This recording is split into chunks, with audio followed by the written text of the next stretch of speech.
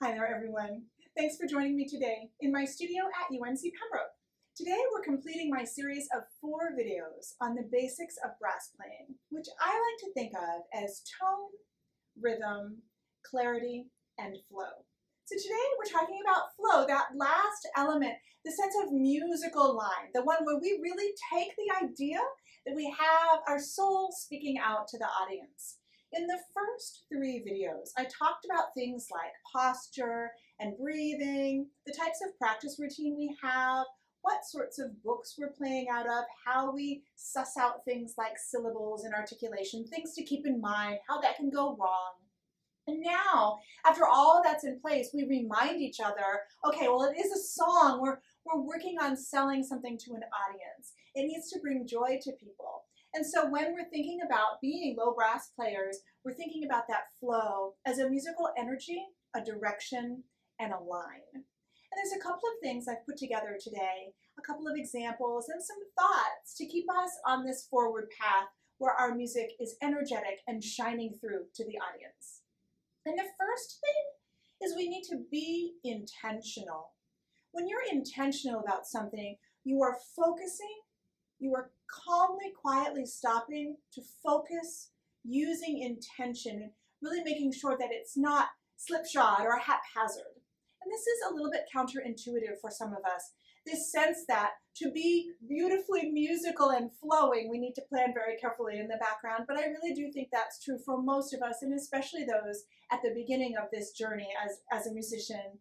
So what does it mean to act with intention? It means that we stop and take the time when we're working on a new piece of music, whether it be a brass quintet piece for a church service or a solo or any kind of music. We're going to stop and we're going to look at it and we're going to think what would make the best flow. Yes, it does come naturally from some of us, but if it doesn't, that's okay. We need to plan it out. So we're going to stop with intention and take that time. We're going to look for ways to exaggerate what the composer has told us. Maybe there's a key relationship, maybe there's some kind of a rhythm thing happening. We can enunciate that and make that smooth with our flow. How we're moving. So you are always moving toward an arrival of some kind as a performer. That arrival might be 1/8 note, but it's a really cool 8th note, it's a dissonance. Or that arrival might be a fermato, it could be the end of the piece. The arrival then leads to the next arrival. We are always finding that. So that's when, at the very beginning, we take our pencil and we figure out, where am I going to make my arrivals? Where am I going to go to? And that's flow. One arrival to the next, to the next. So you're either on your way to an arrival, you've arrived, you're starting again. You're working with intention. You're making sure to take the time and look at it. Use your music theory brain. Use all of the tools that you have. So that you really stop and think, what are my possibilities? What could I do here? And then you're going to make a plan and you're going to notate it so that there isn't any doubt and you don't forget tomorrow. You can change your plan. Plans are meant to be changed. But at least have a plan. Work with something from the beginning. That way you get yourself into the habit of, where's my next arrival? Don't let it be, well, it's 12 bars of mezzo forte, so for 12 bars nothing happens. That's not flow. 12 bars of something happening where the general feel is mezzo forte, but you would constantly make arrivals. I have an example. My first of the 3 playing examples for today's video is going to be this solo that I recently wrote, 11-12. This is a graphic score, and some of you may know that I have some recordings where I've been playing the whole solo on YouTube. I wanted to play just a chunk of this for us today with this idea of flow in mind. The little piece that I chose from the chapel melody has an octave leap in it a couple times, and that's one of those things that interrupts our flow, intervals, wider spaces, and so even in melody lines that are more angular, you would still want to make sure that you felt that one note connected to the next. And I don't need to tell you that. I know that you're aware that that's that sense of flow for us, and especially on low brass with the larger mouthpieces, it can sometimes feel very mechanical. We don't want music to move in chunks like this. We want it to direct forward. In this example of the chapel melody from the piece 11-12, I wrote this about Hildegard von Bingen's convent. And the piece is a map of her convent, and the player can travel. So if I'm performing this for you today, I'm working on that melody. It's got some nice dissonance in it. There's an electronic part you'll notice I'll turn on. And how can I make that forward motion remind people of singing in that chapel for Hildegard von Bingen? So as I work on this solo today, I'm thinking about working with intention.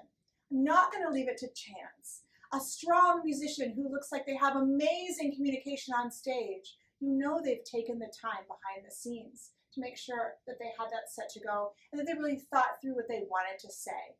Can you make music on the spur of the moment? Absolutely. But sometimes we would leave out ideas if we stopped to think.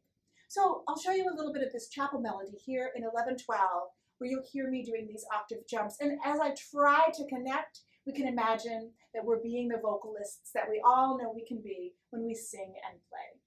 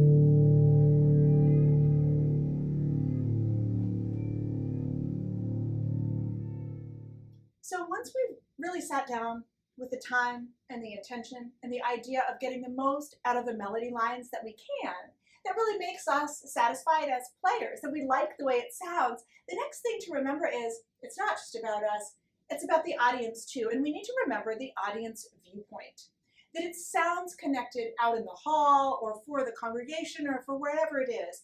We need to remember a couple of things. In the Clarity video, I used the analogy of a stage makeup, because one of the things that can happen is hear by our ear when we're playing, we hear it here, we don't understand what they're hearing out there. And the clarity can suffer in a larger space many a time, as well as the musical message can feel diluted out in the audience. So the audience viewpoint is very important to put that stage makeup on and make sure that you're crescendoing enough that it comes out of the texture that you might be in, so that grandma in the back row hears that. We always use the example of taking rhythmic dictation, if you remember doing that in music theory class, the sense that they should all write down a crescendo happened because they heard it so clearly. We might think here on our side that we're making those musical messages happen, but out there it's not.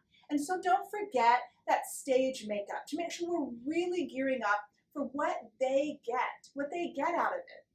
Now this leads me to the next point, which is that technical things have flow as well. Sometimes we tend to think that technical fast passages we won't have to worry about making music with them because the notes will be busy and the notes will do that for us. But in fact, it can sound very dead, a wall of notes, again, that very angular note after note, instead of coming this way. So if you have a technical piece, how do you get the notes to go that way? You need to do the same thing. Sit down and plan your arrivals. I have an example on Euphonium that I'm working on now. This piece is called the Camilla Polka, and it's got a lot of fast notes. So I'm going to just play you a little snippet of it here, but it does have landing pitches. Dee-dum-ba-ba-ba-ba-bum-bum-bee. Yeah, ba-ba-ba-ba-ba-bum-bum-bee. And so we were again thinking of places that we can move forward. It's not rocket science, but I think we all wish we heard it more. And during the technical passages in many performances, it can feel a little less than lively. So the Camilla Polka gives me a chance on the Euphonium to work on my fingers, low Fs and F sharps, so sort of devilish. But I want to make sure that I'm sending my notes to the arrivals. In this case, this is a piano part, and I arranged it because I liked how it always went down. These melodies go down to a low note. The cadence points are often low. And I like that you'll hear that in just this little opening snippet I'll play on Euphonium. And then using the sense of flow to get you across the technique, We always say sing and play as low brass players, sing, buzz, play, right? But don't forget that you have to do that even if it's technical. So the technical works especially need to flow forward and have that forward energy.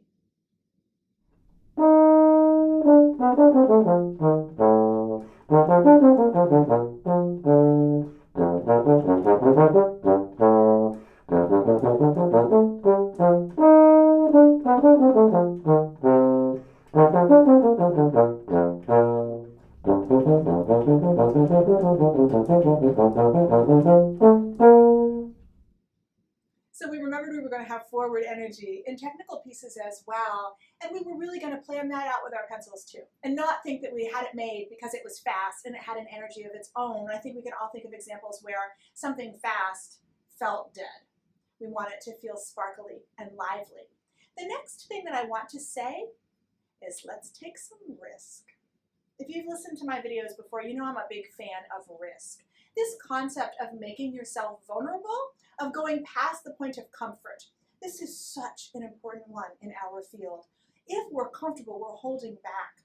Chester Schmitz, my teacher for my master's degree, he always used to say about the tempo, if it's comfortable, it's too slow. So not that you have to keep speeding everything up as you learn it, but that sense that if you're really not hurting and everything's completely fine, maybe it's not exciting either.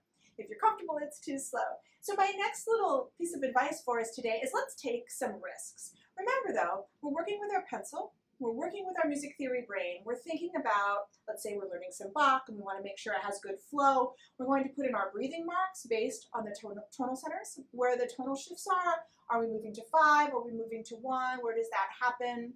We're putting in our breath marks with our pencil. We're going to add crescendos and decrescendos. Remember, it's not 12 bars of mezzo forte, it's continuous arrivals over and over again. And this sense of taking risk, certainly though, when you're making plans at the beginning, we're going to use a cliche. That's okay. What's a cliche? One of those things that everybody's kind of used to. Like everybody's used to crescendoing as we go up and then decrescendoing as we come down. It's okay. Use that cliche. It sounds good. There's a reason why we all like to do it. That's all right. Use it. When you get a little more experienced, then you might try to change it up. Maybe you want to decrescendo on the way up. But this idea of, well, I don't want to do that dynamic because it's common, well, at least start there and then see where you go. Remember, we're going to plan it out, we're going to try it, we're going to listen to it, and we're going to take time to really think about it, not leaving it to chance. So when you take risk, it means going outside of your comfort zone and doing something that you might not be as familiar with, or that might not be something that you feel is a strength. If you feel soft playing is a real strength of yours, you'll be less likely to add in a lot of louder sections, or the reverse. Now, I have another thing that I'd like you to listen to, and this is because I'm filming this right now in the holiday season. UNC Pembroke is on break. There's nobody in the music building today. It's after hours, and I'm enjoying a little solitude to record for you today.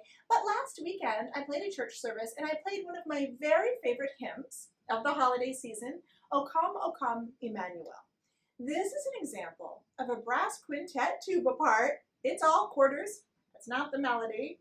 But I still have to really contribute that flow in a brass quintet setting. And my underpinnings, my low quarter notes, can really help drive the rest of the brass quintet. Especially in church, you might be a little bit spread out, and it's nice to be able to have connection. So the sense of flow as arrival points, and especially with the hymn, we would want to check, where are my arrival points and what's the text? So you know I have this 50-cent hymnal that I bought at a yard sale a long time ago. I keep it on my shelf so I can look up the hymn and I can see what's the text. Now it's something like, O come, Emmanuel. You might know that text, so that's a pretty easy one. Now, O come, Emmanuel is a great example of how you can execute flow. It's a little unusual. There's 3-bar phrases and it's in minor. One of those great old hymns. I love that one. And so these older hymns especially might not fit a traditional pattern like a 4-bar phrase. So that makes it easier for me. I don't have to play 4 bars before I can take my breath. But you wouldn't want to take your breath in the middle of the word rejoice, for example. You would want to know. So using text when something's vocal is one of the best ways to achieve flow. It's very common for us to play things that are vocal. And that sense of understanding, I've gone to my source, I've looked at my text. You can break that if you absolutely have to, but you got to know you're breaking it. You got to know that there wasn't any other option for you. Maybe the registered wasn't your friend and you're going to take a breath and you know it's in the middle of a word. Try to do that very rarely. Use your score. Go online and see what you can find. So in O Come, O Come Emmanuel, when I played it in the church service last week, and I was thinking about how I'm making this video for you, I decided that I was going to play you the tuba part on this video today. All it is the quarter notes of the first couple of phrases, and I think you all know that hymn. But I wanted to show you that it's actually quite difficult. This one is in the key of E, and so there's lots of low, and then we come back, low G's, low A's, and that's a very common key that we find that hymn in, E minor. And we're working in that low, like 1 and 2. The hymn really reminded me how important flow is when all it is just a tuba part, not a solo like we started with today.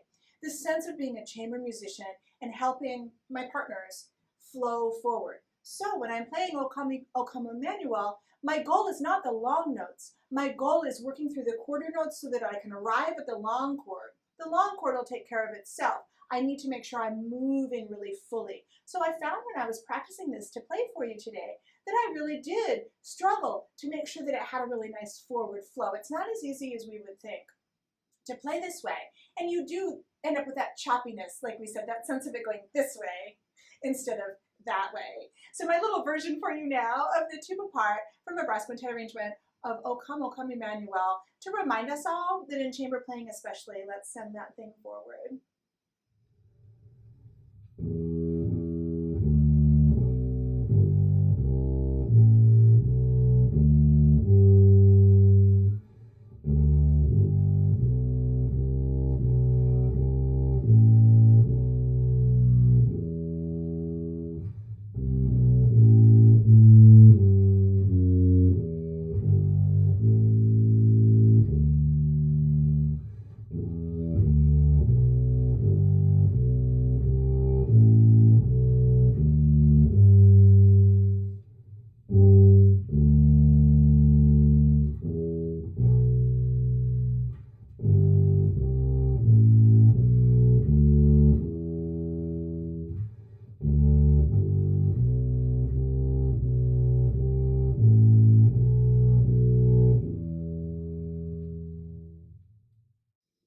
So when we're talking about chamber music, we're talking about taking risk. That's things like making sure that we move it forward and we don't cheat and take that breath, and we really try to see if we can have a way to make that happen, especially in something vocal and something sung, to really participate in the phrasing that the group is doing. And that piece is a great example of that. Also, don't forget that you're putting your personal stamp on everything you do, whether it's the tuba part to O Come Emmanuel, or a very technical flashy thing like the Camilla Polka, or something that's a solo.